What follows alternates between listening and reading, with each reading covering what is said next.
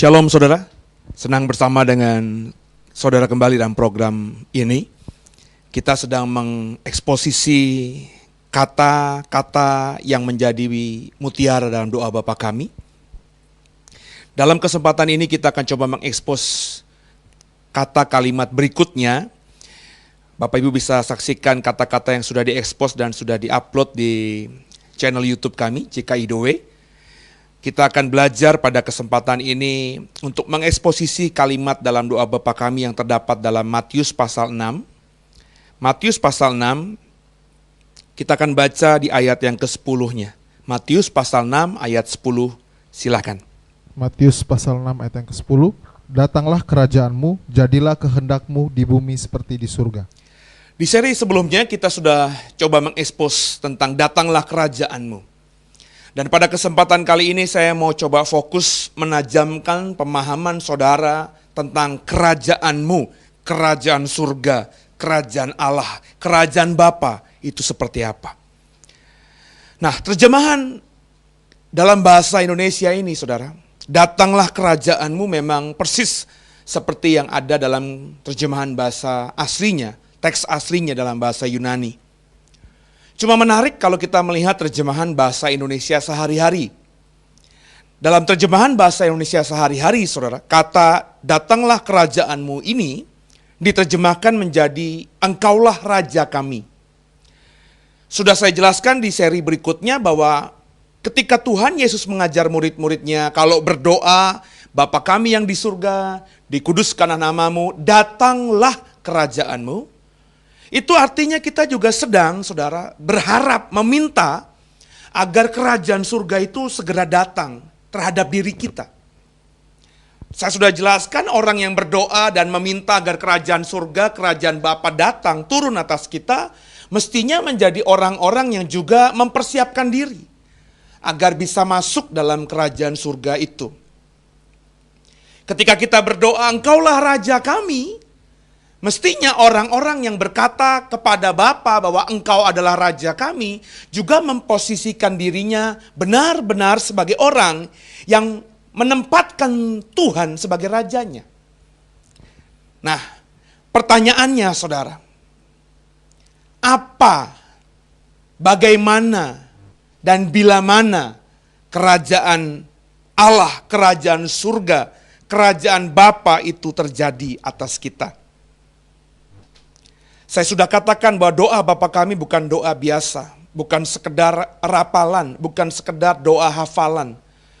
Saya bahkan berani berkata bahwa dengan memahami setiap makna dalam doa Bapa kami, kau akan menjadi orang Kristen yang sejati, orang Kristen yang tidak akan tergoyahkan. Nah, bicara tentang kerajaan Allah, kerajaan surga dalam konteks perjanjian baru, itu dimulai dari seorang yang teriak di padang gurun. Masih ingat ceritanya ya? Yohanes Pembaptis. Dia berteriak di padang gurun, bertobatlah, bertobatlah, sebab kerajaan surga sudah dekat. Nah, inilah terminologi kerajaan surga, kerajaan Allah dalam konteks perjanjian baru dimulai. Yakni ketika ada orang di padang gurun, yang pakaiannya dari kulit binatang, makanannya belalang dan madu, terus teriak-teriak, bertobatlah, bertobatlah kepada orang-orang Israel. Dan dia berkata, sebab kerajaan surga sudah dekat. Jadi berdoa, datanglah kerajaanmu ini, saudara, juga harus dimaknai dengan apa yang dikatakan oleh Yohanes Pembaptis tentang bertobat, bertobat, kerajaan surga sudah dekat itu. Kenapa? Karena memang konteksnya dekat sekali. Orang-orang Yahudi itu sangat menanti-nantikan kerajaan Allah datang atas dirinya. Bapak Ibu kalau memperhatikan konteks latar belakangnya, orang-orang yang hidup di perjanjian baru, Yohanes Pembaptis dan orang-orang yang hidup sejamannya, itu sedang dalam tekanan akibat penjajahan kekaisaran Roma.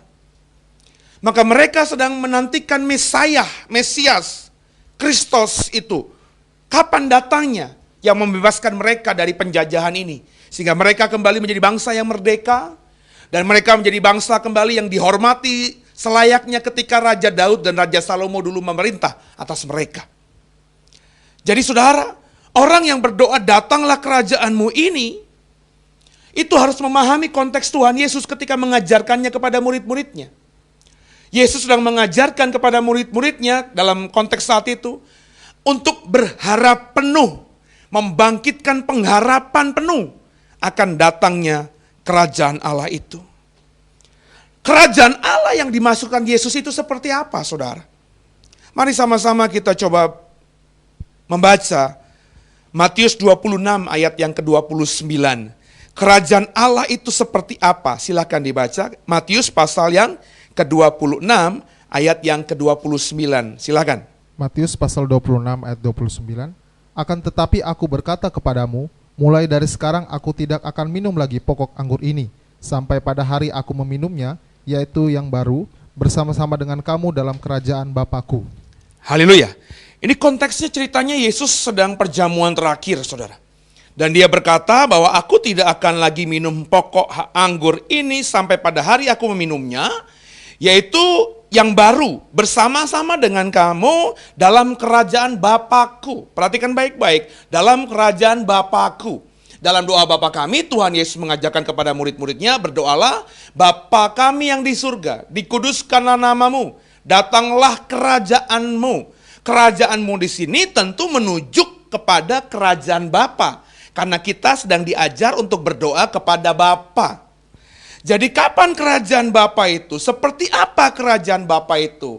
Bila mana kerajaan Bapa itu, saudara? Kerajaan Bapa berdasarkan Matius 26 ayat 29 tadi bicara mengenai masa depan. Bicara mengenai future. Bicara mengenai nanti. Dengan kita berdoa, datanglah kerajaanmu Bapa. Bapak, Ibu dan saya sedang berharap memiliki wish gitu. Supaya kerajaan Bapa yang datangnya nanti di masa depan, di masa yang akan datang, segera datang pada zaman kita.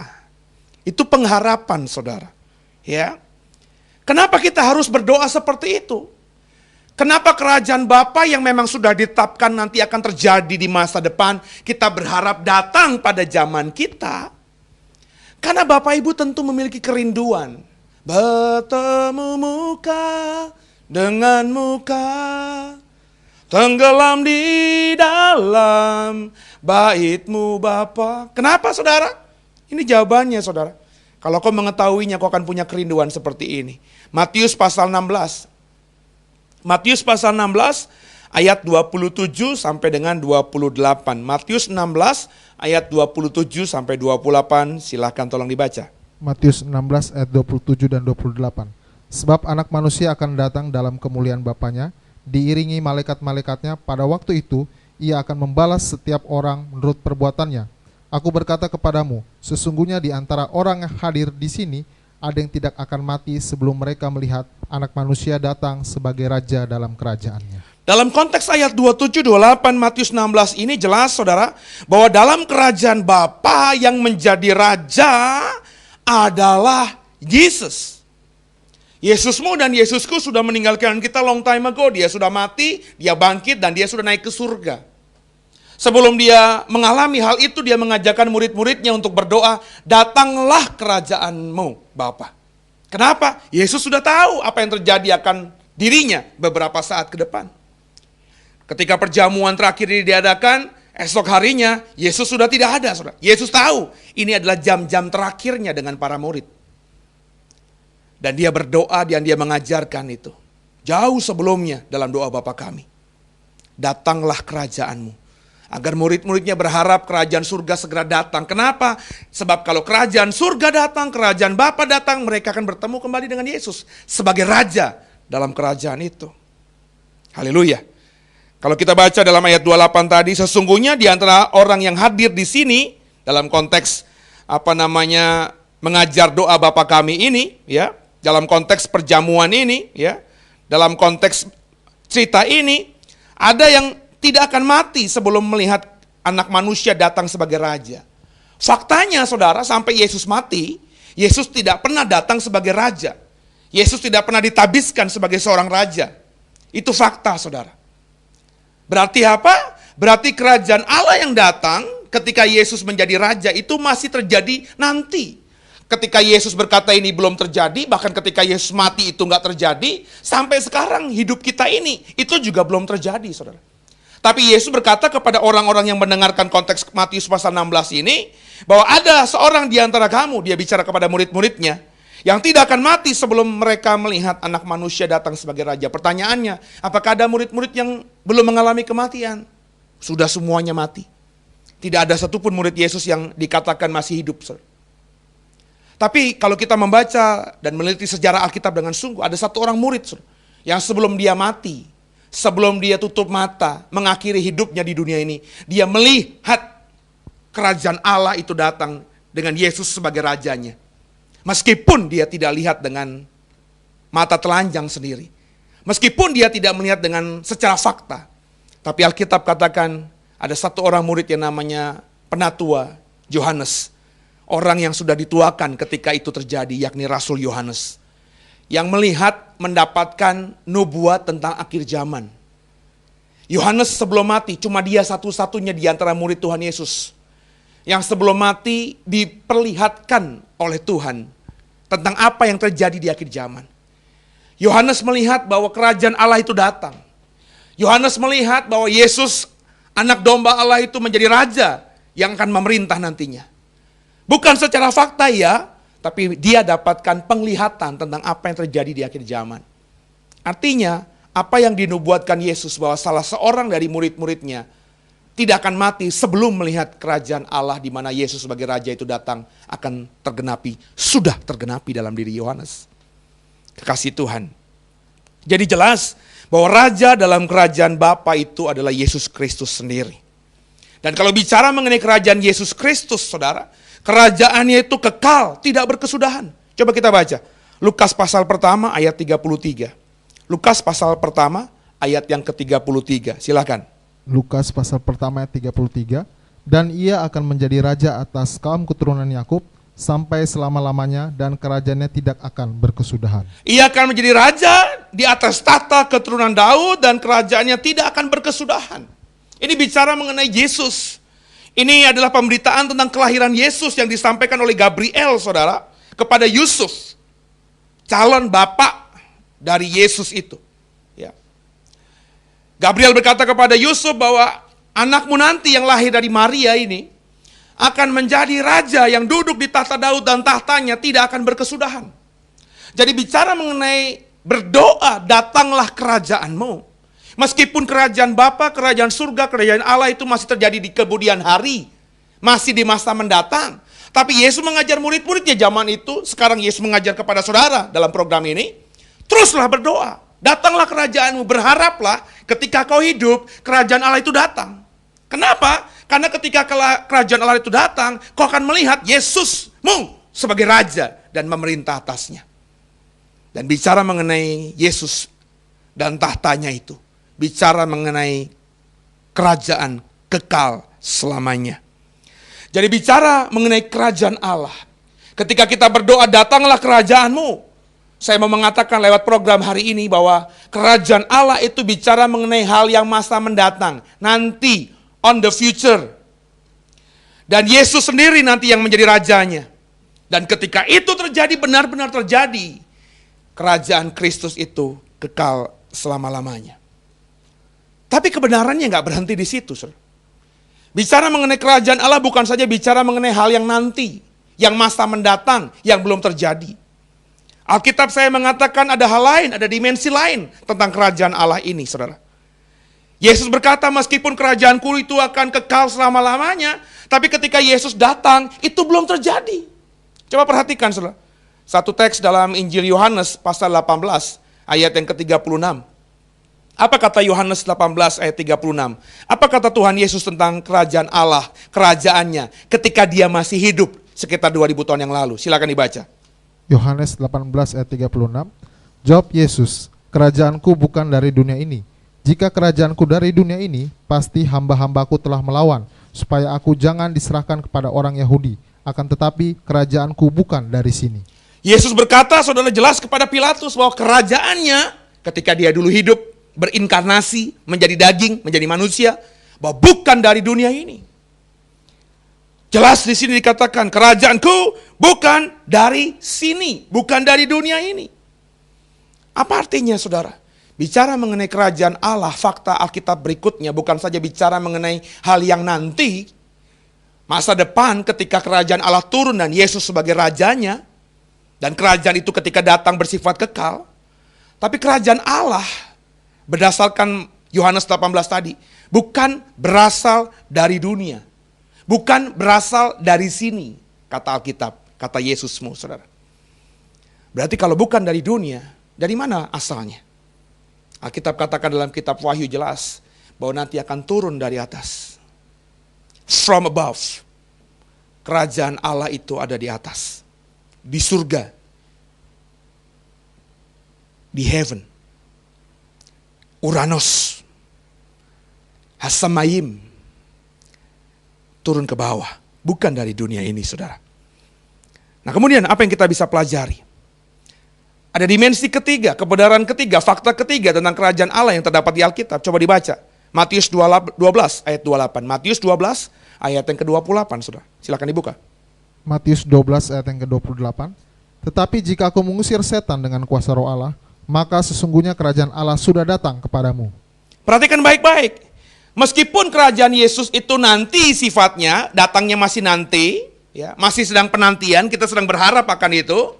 Ketika kita berdoa, kita sedang mengharapkan agar datangnya cepat. Kenapa? Karena kalau itu terjadi, Yesusmu akan kau lihat sebagai raja. Dan ketika dia sudah jadi raja, sifatnya tetap selama-lamanya, tidak berubah. Bukan itu saja, kerajaan Allah jelas bukan dari dunia ini. Tapi meskipun kerajaan Allah itu masih nanti dan bukan dari dunia ini, ketika Yesus hidup, dia mengajarkan murid-muridnya kepada semua orang yang hidup di zaman itu, ketika, perhatikan baik-baik, Matius yang ke-12 tadi ayat 28, ketika aku mengusir setan dengan kuasa roh Allah, maka sesungguhnya kerajaan Allah sudah datang kepadamu. Meskipun kerajaan Yesus itu datangnya masih nanti, secara de facto, secara kenyataan itu masih nanti, tapi ketika Yesus berinkarnasi menjadi daging, menjadi manusia di dunia ini, dan dia mempraktekkan kuasanya, menunjukkan kuasanya, mampu mengalahkan roh jahat, Yesus katakan di ayat 28 tadi, sebenarnya kerajaan Allah sudah datang. Jadi meskipun kita tidak bisa merasakannya, saudara, meskipun saudara sedang berharap, ayo datang dong kerajaan Allah, harapanmu itu bukan saja bicara mengenai harapan di mana kau bisa melihat fisik kerajaan Allah dan Yesus duduk sebagai raja secara fisik, secara nyata, mata demi mata. Bukan itu, saudara. Tapi ketika kita berdoa, datanglah kerajaanmu, saudara. Tuhan, kita sedang menarik impartasi. Berulang-ulang dalam khotbah ini saya sedang mengatakan, kita sedang menarik kuasa Tuhan itu. Sehingga seperti kata Yesus ketika kita akhirnya bisa mengusir setan, setan lari dari hadapan kita. Kerajaan Allah itu sudah dinyatakan dalam hidup kita. Salah satu ciri kerajaan Allah adalah pelayanan penuh kuasa, saudara. Murid-murid Yesus disuruh beritakan kerajaan Allah. Coba dibaca. Lukas pasal 9. Lukas pasal 9 ayat yang kedua. Kemudian tolong dilanjutkan Lukas pasal 10 ayat 9 sampai 11. Lukas pasal yang ke-9 ayat 2 dulu. Nanti pasal yang ke-10 ayat 9 sampai 11. Silakan. Lukas pasal 9 ayat 2. Dan ia mengutus mereka untuk memberitakan kerajaan Allah dan untuk menyembuhkan orang. Perhatikan, ia mengutus mereka untuk memberitakan kerajaan Allah. Kerajaan Allah itu apa? Yesus berkata, kalau aku mengusir setan, semestinya, seharusnya kau sudah melihat kerajaan Allah itu. Itu bicara mengenai kuasa. Kuasa supranatural, mujizat, pelayanan kuasa yang dipraktekkan oleh Yesus. Dan kata Yesus kepada murid-muridnya, ia mengutus mereka untuk memberitakan kerajaan Allah dan untuk menyembuhkan orang. Jadi Yesus ketika memerintahkan murid-muridnya agar memberitakan kerajaan Allah itu bukan cuma bicara berkhotbah, saudara, tapi mempraktekkan kuasa itu. Sehingga dampaknya adalah kesembuhan orang-orang sakit. Coba dibaca pasal 10 ayat yang ke-9 sampai 11-nya. Silakan. Lukas 10 ayat 9 sampai 11.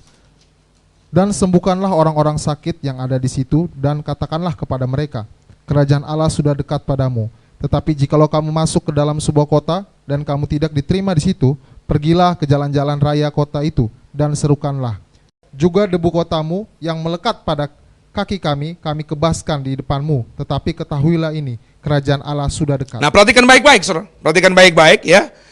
Yesus berkata di ayat 9, sembuhkanlah orang-orang sakit yang ada di situ dan katakanlah kepada mereka. Setelah Yesus perintahkan murid-murid untuk menunjukkan pelayanan kuasa dengan menyembuhkan yang sakit, Yesus memerintahkan kepada murid untuk mengatakan bahwa kerajaan Allah sudah dekat padamu.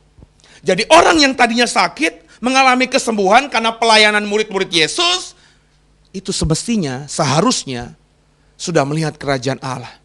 Kerajaan Allah sudah dekat dengan dirinya.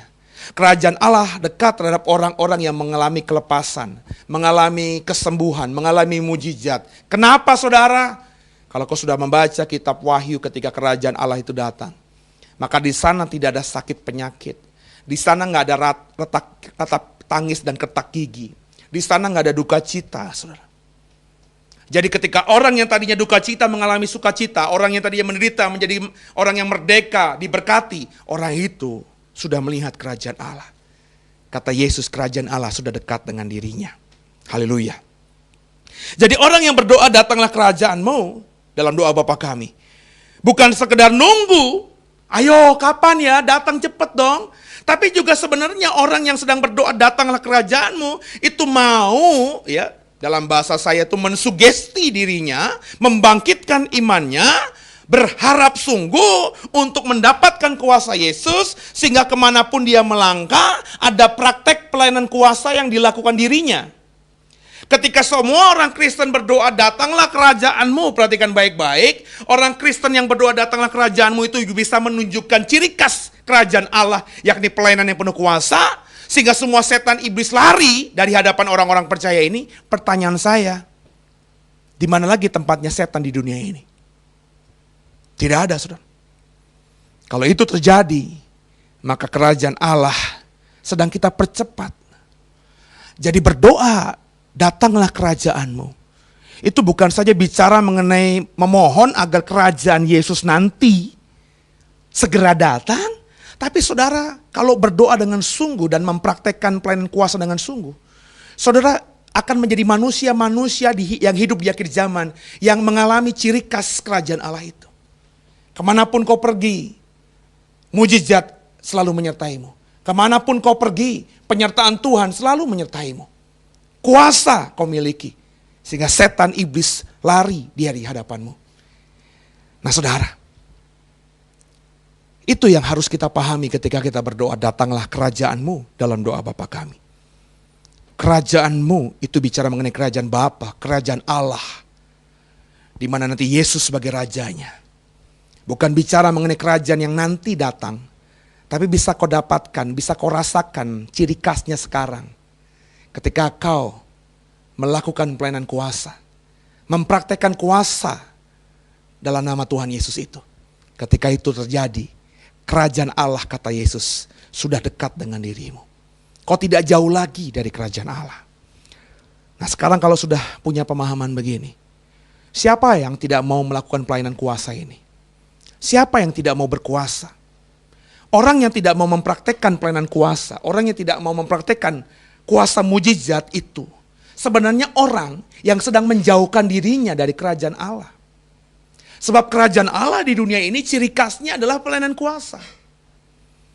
Jadi kalau kau berada dalam lingkungan kelompok Kristen, denominasi tertentu, gereja tertentu, yang tidak mempraktekkan pelayanan kuasa ini, berdasarkan pengajaran Kristus, saudara semestinya berpikir bahwa kau berada dalam lingkungan yang sedang menjauhkan dirimu dari kerajaan Allah itu. Jadi agak aneh kalau ada orang berdoa, datanglah kerajaanmu, tapi hidupnya tidak powerful, hidupnya nggak berkuasa. Ada gereja yang setiap hari Minggu dalam ibadahnya berdoa-doa Bapa kami yang di surga, dikuduskan namamu, datanglah kerajaanmu. Tapi gereja ini tidak pernah mengajarkan bagaimana jemaatnya, bagaimana anggota jemaatnya untuk mempunyai kuasa, mempraktekkan kuasa. Agak aneh. Sebab selama kita hidup di dunia ini, dalam konteks Yesus mengajarkan kepada murid-muridnya ketika dia ada di dunia ini, manusia-manusia yang hidup di dunia, selagi menunggu kerajaan Allah itu nyata benar-benar nantinya, mereka bisa merasakan ciri khas kerajaan Allah itu. Caranya apa? Mempraktekkan pelayanan kuasa. Ketika kita mengusir setan, setan lari daripada kita. Ketika kita menyembuhkan yang sakit sembuh. Kerajaan Allah sudah dekat dengan diri kita.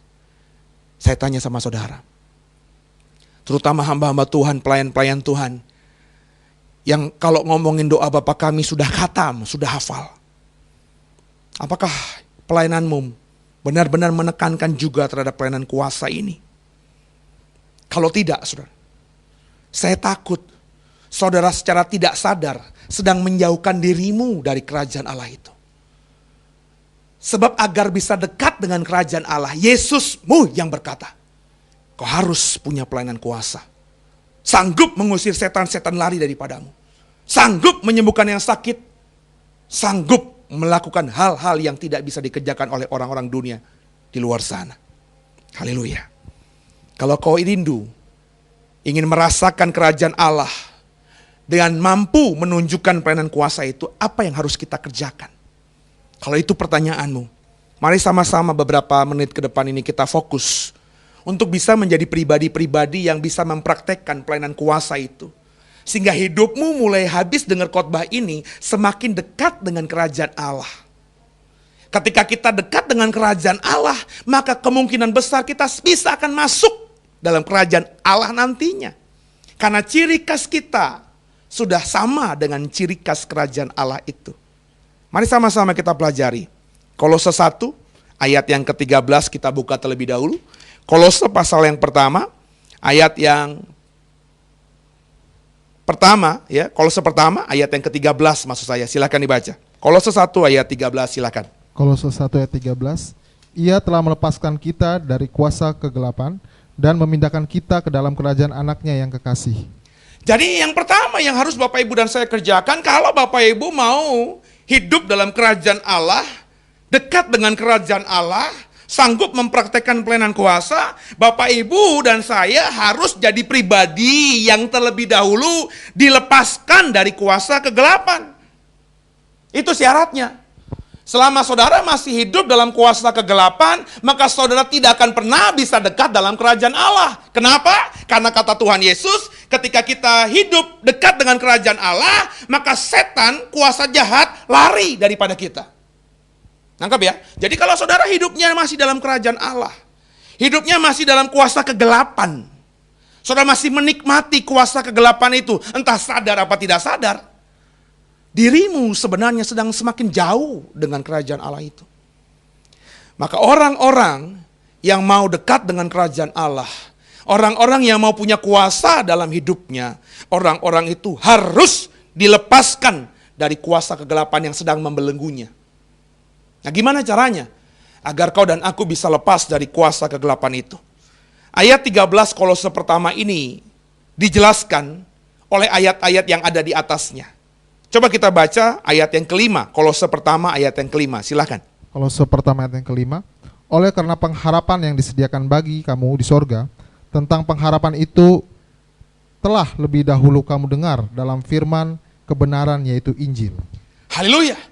Ingat, berdoa datanglah kerajaanmu, kita sedang berharap saudara, agar kerajaan Yesus itu nanti datang. Agar saudara dekat dengan kerajaan Yesus, kita punya kuasa mengusir setan itu. Maka saudara kalau mau hidup seperti ini, saudara harus dijauhkan, dilepaskan dari kuasa kegelapan, dari kuasa yang jahat itu.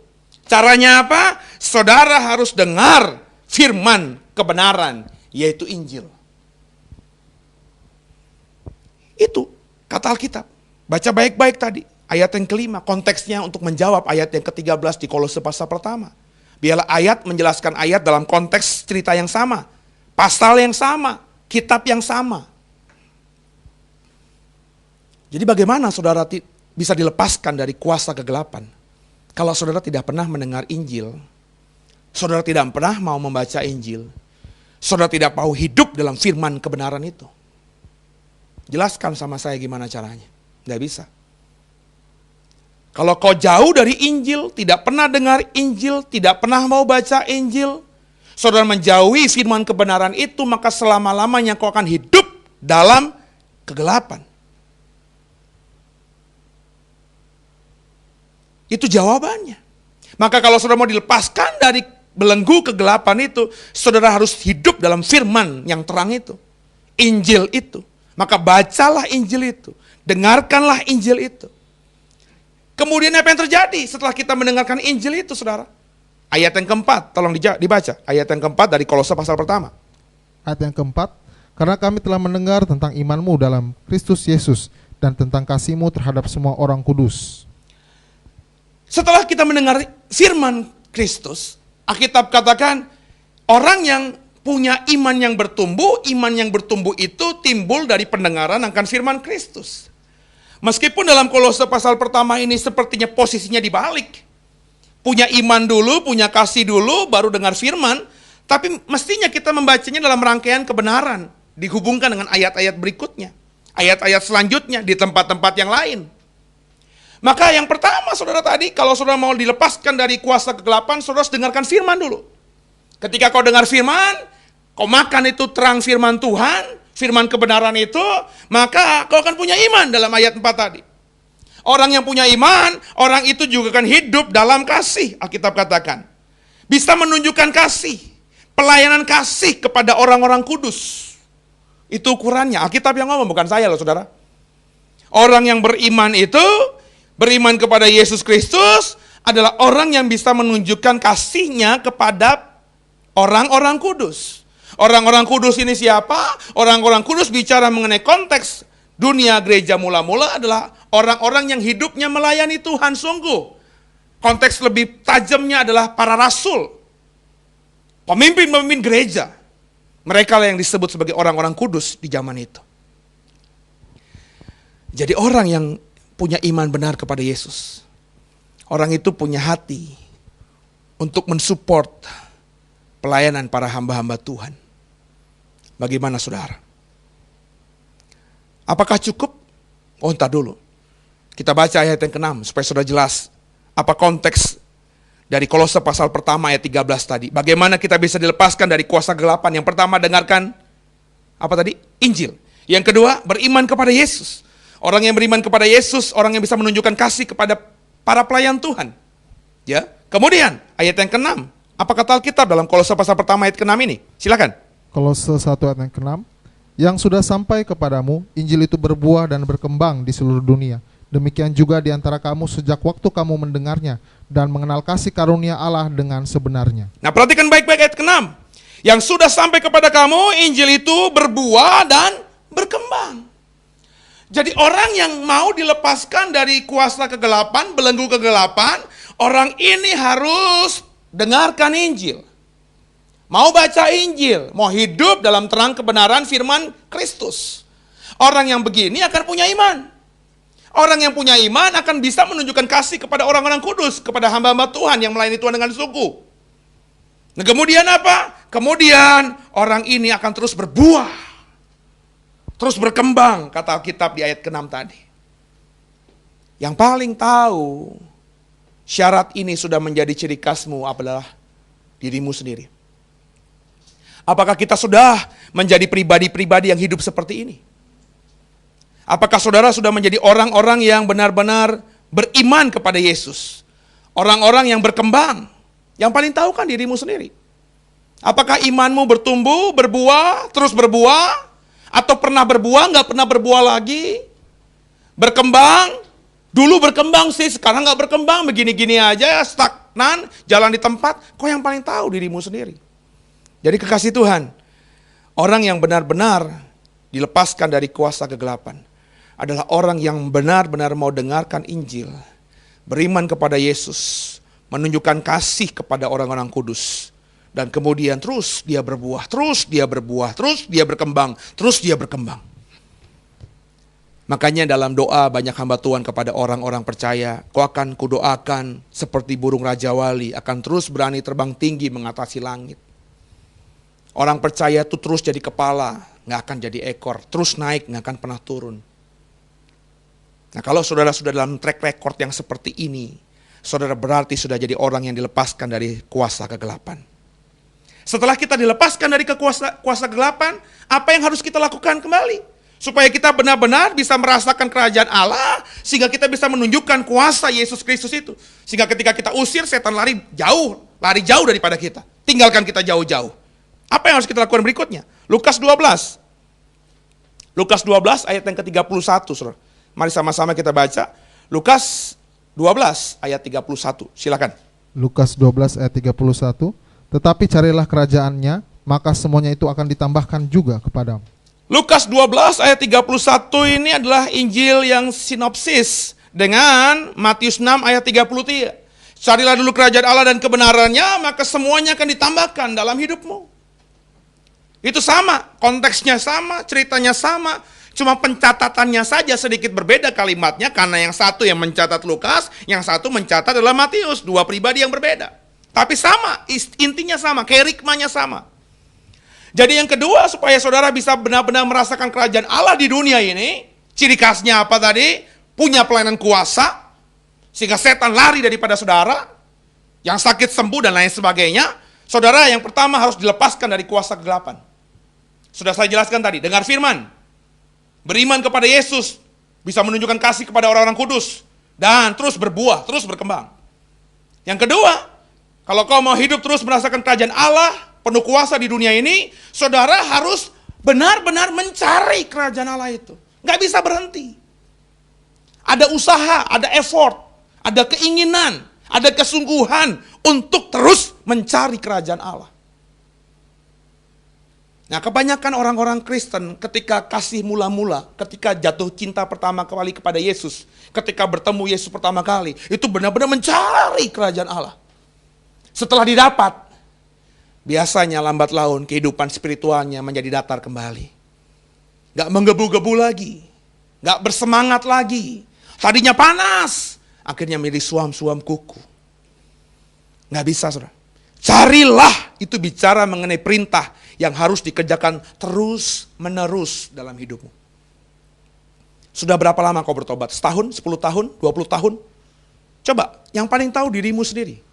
Apakah pencarianmu terhadap kerajaan surga, kerinduanmu seperti kepada Yesus Kristus, itu masih menggebu-gebu seperti rusa merindukan aliran sungai?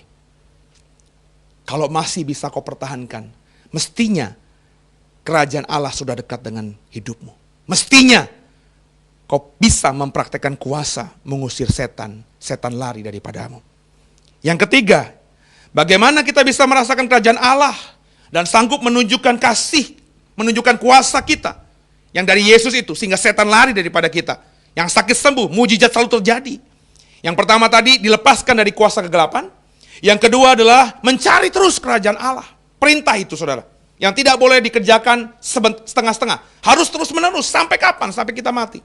Yang ketiga, kita temukan dalam 1 Tesalonika pasal 2. 1 Tesalonika pasal 2 ayat yang ke-12. Silakan dibaca. 1 Tesalonika pasal 2 ayat 12. Silakan. 1 Tesalonika pasal 2 ayat yang ke-12. Dan meminta dengan sangat supaya kamu hidup sesuai dengan kehendak Allah yang memanggil kamu ke dalam kerajaan dan kemuliaannya. Yang ketiga, saudara, setelah kita benar-benar sungguh dilepaskan dari kuasa kegelapan, ketika kita benar-benar mencari kerajaan Allah dengan sungguh, tidak pernah berhenti. Yang ketiga, kalau kau mau hidup dalam kerajaan Allah, supaya kerajaan Allah dekat dengan kita, supaya pelayanan kuasa itu nyata dalam diri kita, dalam hidup kita di dunia ini, saudara harus hidup sesuai dengan kerajaan Allah. Seroh begitu dengan kerajaan Allah, sehakikat dengan kerajaan Allah. Kalau kerajaan Allah itu kudus, maka mestinya kau kudus. Kalau kerajaan Allah itu penuh kuasa, mestinya hidupmu juga penuh kuasa. Kalau dalam kerajaan Allah tidak ada lagi dusta, maka hidupmu juga tidak lagi ada dusta. Kalau dalam kerajaan Allah, perkataan kita itu ya dan amin, maka sepanjang hidup kita juga berkata ya dan amin. Tidak dolak-dalik mulut kita. Apakah sudah? Kita kerjakan. Itu bagianmu loh, saudara. Hidup sesuai kerajaan Allah itu bagianmu, bukan bagian Tuhan. Kesungguhanmu, kemauanmu. Mau nggak hidup dalam kerajaan Allah? Mau nggak hidup sesuai dengan kerajaan Allah itu? Coba kita buka saudara. 1 Korintus 6. 1 Korintus 6 ayat 9 sampai 10 saudara. Biar saudara tahu bagaimana di dunia ini, apa yang di dunia ini yang menjauhkan kita dari kerajaan Allah. Ini kita lakukan maka saudara tidak akan pernah melihat kerajaan Allah. Makanya saudara harus hidup sesuai kerajaan Allah. Yang mau hidup sesuai kerajaan Allah, jangan lakukan hal ini. 1 Korintus pasal yang ke-6 ayat 9 sampai 10. Silakan. 1 Korintus pasal 6 ayat 9 sampai 10. Atau tidak tahukah kamu bahwa orang-orang yang tidak adil tidak akan mendapat bagian dalam kerajaan Allah? Jangan sesat, orang cabul, penyembah berhala, orang berzina, banci, orang pemburit, pencuri, orang kikir, pemabuk, pemfitnah, dan penipu tidak akan mendapat bagian dalam kerajaan Allah. Perhatikan baik-baik saudara. Ada beberapa ciri khas orang yang disebutkan secara detail oleh Alkitab. Orang yang berzina, orang cabul, penyembah berhala, banci, pemburit, pencuri, orang kikir, pemabuk, pemfitnah, penipu tidak akan dapat bagian dalam kerajaan Allah. Itu clear. Jadi saudara, bukan saja saudara dilepaskan dari kuasa kegelapan, bukan saja saudara mencari kerajaan Allah, tapi saudara harus benar-benar hidup sesuai kerajaan Allah. Caranya tidak seperti orang-orang tadi. Coba kita baca Galatia. Tadi Korintus, sekarang coba apa kata Galatia pasal 5? Galatia pasal 5 ayat 19-21. Silakan. Galatia pasal 5 ayat 19-21. Silakan dibaca. Galatia pasal 5 ayat 19 sampai 21.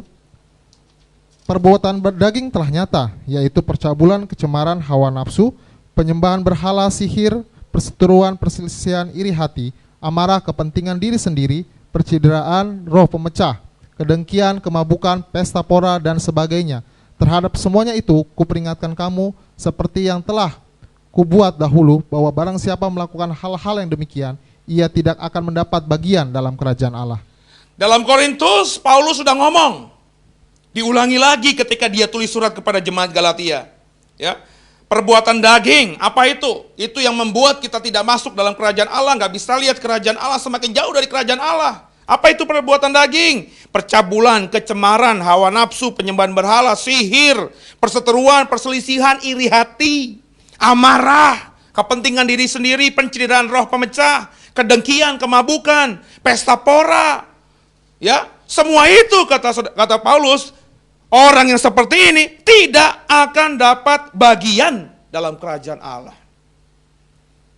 Jujur, masih nggak saudara seperti itu? Kalau dijujur, ya, kalau mau jujur, tolong jawab ya. Ada nggak orang Kristen yang masih hobi pesta pora, kelabing, jeb-ajeb gitu saudara? Masih banyak. Masih ada nggak orang Kristen yang masih hidup dalam kemabukan? Wow, masih banyak. Yang masih hidup dalam percabulan? Wow, banyak sekali. Masih nggak banyak orang Kristen yang ada iri hati dalam dirinya? Banyak sekali. Jadi saudara, kalau kau benar-benar mau hidup dalam kerajaan Allah, merasakan nanti kerajaan Allah nanti, dan di dunia ini menikmati ciri-ciri kerajaan Allah, bisa ngusir setan, punya pelayanan kuasa, bukan cuma saudara harus dilepaskan dari kuasa kegelapan. Mungkin kau sudah dilepaskan, bermanifestasi dulunya, itu keren, tapi gak cukup. Kau harus terus cari kerajaan Allah itu. Oh sudah, rajin ke gereja. Banyak orang Kristen yang hari Minggu selalu ke gereja, tidak pernah alfa. Selalu ke gereja, baca Alkitab setiap hari, oh itu keren. Tapi yang ketiga, perhatikan baik-baik, hidup sesuai kerajaan Allah. Buat apa kau dilepaskan dari kuasa kegelapan? Buat apa kau rajin ke gereja, mencari kerajaan Allah terus-menerus, tapi hidupmu gak mau berubah. Mabok jalan terus, iri hati jalan terus, amarah jalan terus, percabulan jalan terus. Tidak ada guna, saudara. Nah, orang yang hidup sesuai kerajaan Allah bukan saja menjauhi hal-hal tadi, saudara, tapi adalah orang yang benar-benar menghidupi panggilannya yang dari Tuhan itu. Panggilan dari Tuhan kepada semua orang percaya tidak lain tidak bukan adalah amanat agung. Pergi, jadikanlah semua bangsa muridku. Coba dibaca. 2 Timotius 4. Ayat yang 17-18. 2 Timotius 4. Ayat 17-18. Silahkan dibaca. 2 Timotius 4 ayat 17 dan 18. Tetapi Tuhan telah mendampingi aku dan menguatkan aku supaya dengan perantaranku Injil diberitakan dengan sepenuhnya dan semua orang bukan Yahudi mendengarkannya. Dengan demikian aku lepas dari mulut singa. Dan Tuhan akan melepaskan aku dari setiap usaha yang jahat. Dia akan menyelamatkan aku sehingga aku masuk ke dalam kerajaannya di sorga. Baginya lah kemuliaan sampai selama-lamanya. Amin. Perhatikan baik-baik saudara, perhatikan baik-baik. Jangan kau berpikir kalau kau menghidupi panggilan Allah dalam hidupmu, kau menjadi pelayan-pelayan Injil, memberitakan Injil sampai ke ujung dunia, kau akan menjadi orang yang susah, orang yang menderita. Tidak. Baca baik-baik ayat 17. Supaya dengan perantaran Injil diberitakan dengan sepenuhnya dan semua orang bukan Yahudi mendengarkannya. Itu kata Paulus. Dengan demikian aku lepas dari mulut singa. Dan Tuhan akan melepaskan aku dari setiap usaha yang jahat. Justru kalau kau mau dilepaskan dari mulut singa, justru kalau kau benar-benar mau dilepaskan dari usaha yang jahat, saudara harus jadi pelayan-pelayan Injil. Perintah amanat agung bukan buat pendeta. Menangkan banyak orang, menangkan banyak bangsa bagi Tuhan bukan hanya untuk orang yang berprofesi sebagai pendeta, pastor, suster, bruder, bishop, tapi semua orang percaya, saudara.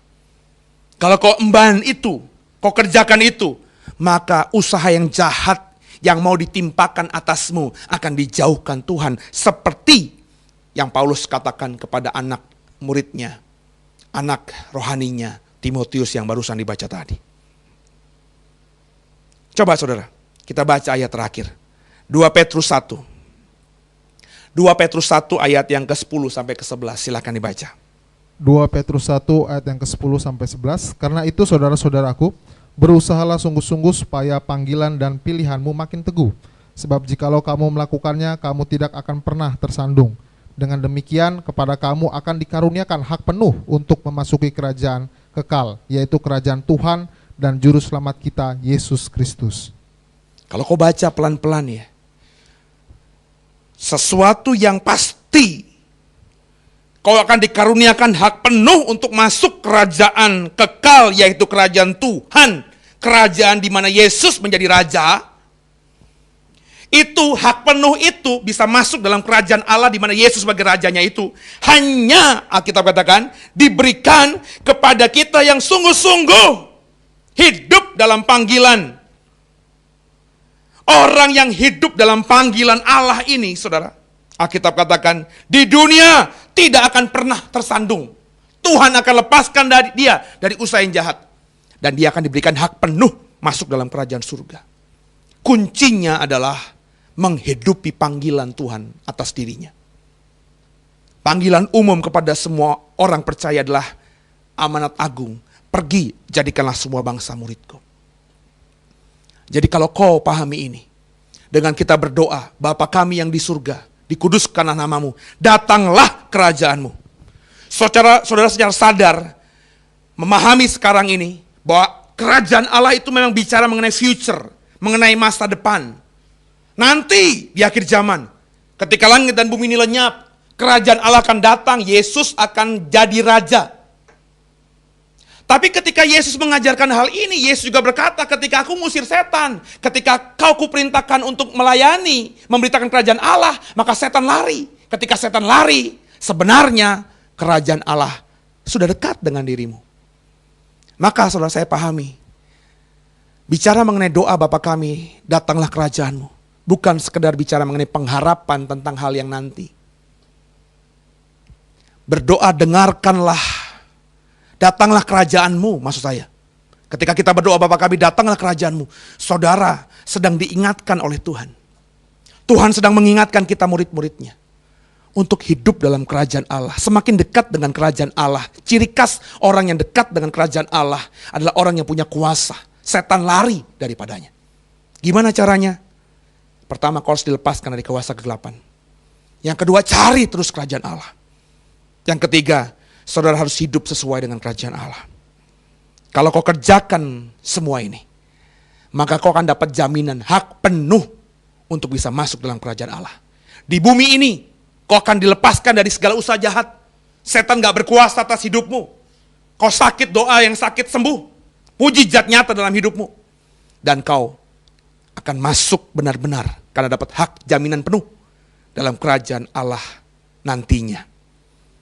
Jadi dalam sekali maknanya. Semoga sudah memahami, sudah mengerti, sudah diberkati, dan jadi punya pemahaman sekarang ketika kita berdoa. Bapa kami yang di surga, dikuduskan namamu, datanglah kerajaanmu itu. Kalau kau diberkati lewat program ini, subscribe channel YouTube kami ini, JKI The Way, supaya setiap upload khotbah terbaru bisa masuk lewat email saudara, diingatkan lewat email saudara.